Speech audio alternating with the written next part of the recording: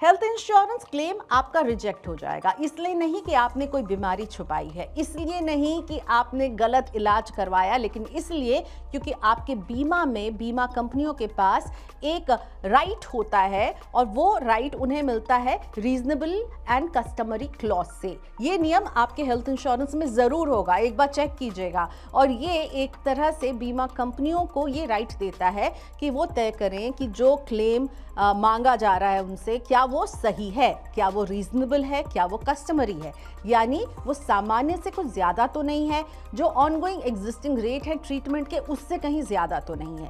मान लीजिए आपने जिस अस्पताल में सर्जरी करवाई वो 3 लाख की है, लेकिन वही सर्जरी आसपास जितने और अस्पताल हैं वो शायद 1.5 लाख में कर रही हो, तो फिर आपसे अगर ओवर चार्ज किया है अस्पताल ने और कंपनी को लग सकता है कि भाई दूसरे अस्पताल में इसी ट्रीटमेंट का खर्चा जो है 1.5 लाख से ज़्यादा नहीं जा रहा है, तो कंपनी आपके क्लेम को कम कर सकती है, कई बार रिजेक्ट भी किया जा सकता है इस क्लॉज के आधार पर। तो जब भी आप बीमा खरीदते हैं, स्पेशली हेल्थ इंश्योरेंस, तो फिर रीजनेबल एंड कस्टमरी क्लॉज को अच्छे से समझ लें।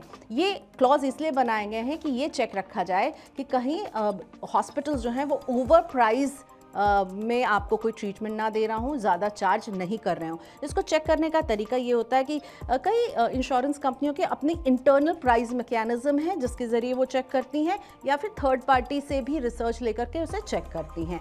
अब आप इससे बच कैसे सकते हैं? एक तरीका हो सकता है कि नेटवर्क और हॉस्पिटल में ही जाके इलाज कराइए जहाँ पे एक फिक्स रेट होता है। दूसरा तरीका होता है कि प्री ऑथराइजेशन एस्टिमेट ले लीजिए जिसमें आपको आइडिया मिल जाएगा। और तीसरा कि पॉलिसी के इस रीजनेबल और कस्टमरी क्लॉज के डेफिनेशन को अच्छे से समझ लीजिए कि कब कब कंपनी आपका हेल्थ इंश्योरेंस क्लेम खारिज कर सकती है।